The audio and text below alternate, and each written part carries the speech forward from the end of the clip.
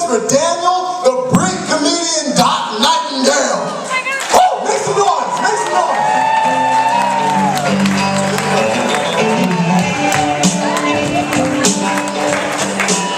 Good evening.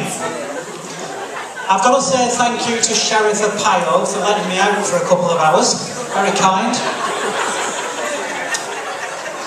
I've just flown in from New York. Right little jet setter I am. And I was reading those magazines and I came across one that sells all kinds of gadgets. You've probably seen it.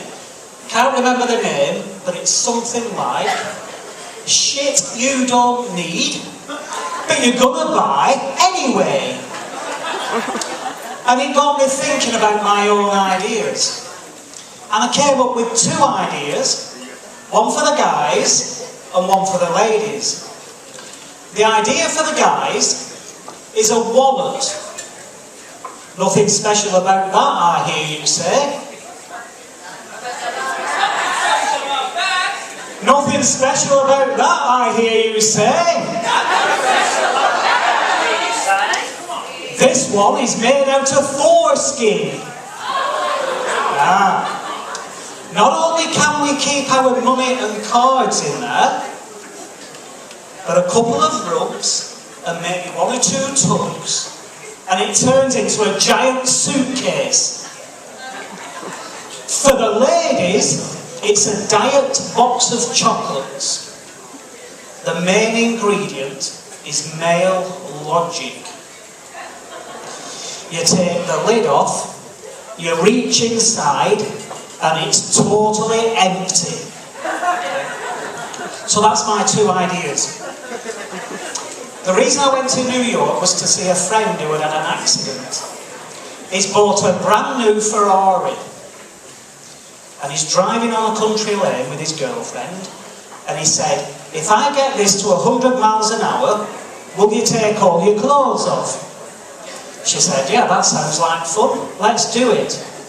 Blink of an eye, they're doing 100 miles an hour. And she's stripped naked. Pretty girl, well formed. He looked at her, got totally distracted, drove the Ferrari into a hedge, rolled it, and got pinned under the wreckage. His girlfriend was thrown clear of the car. But they were both okay. He said to his girlfriend, Tracy, go and get help. She said, well, I would, but of course I'm butt naked, so I can't. He said, no, look over there, one of my shoes has been thrown clear. Take that and cover your lower lady bits and go and find help.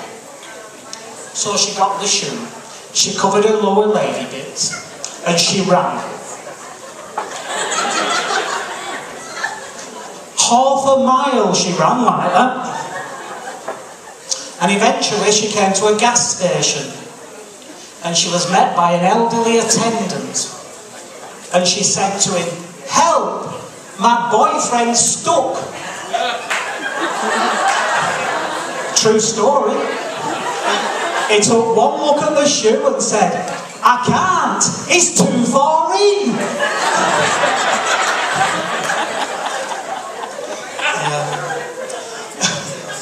And what about kids? Kids. On the aeroplane, there's a little kid behind me, and I guess he's about 12 years of age. And he said to his friend, who was probably about the same, last week, my mother caught me playing gynecologists with Brittany from up the road. He said, holy shit! I bet you got into some deep doo-doo. He said, no, on the contrary. It was a Friday, so we were playing golf. Think about it. Okay, two kids, one's 7, one's 5, and they're upstairs getting ready for school. And it was time to go for breakfast, and the 7-year-old says to his little brother, it's time we started swearing. I'll go first, show you how it's done, and then you can go after. Yeah, sir. Looking forward to doing that. So the 7-year-old sat down at the table and his mother said, "What would you like for breakfast?" He looked at her and he said, "Fruit Loops." "Bitch." She launched him from his dining chair. He flew through the air, double somersault, and landed on the sofa. Perfect. Head down, red-faced, don't look at his brother.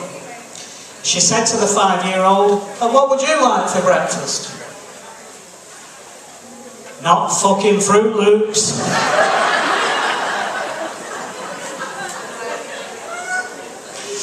And just a story before I leave, my 6-year-old, I was coming out of the shower and he said, "Hey Dad, what's that thing between Mummy's legs?" I said, "Well, that, son, is paradise." "Oh," he said. "So what's that big, long, thick thing between your legs?" Yes, he had his magnifying glass with him at the time. I said, "Well, that, son, is the key to paradise." "A bit of advice, Dad. If I was you, I'd change the lock, because the guy next door has got a spare key."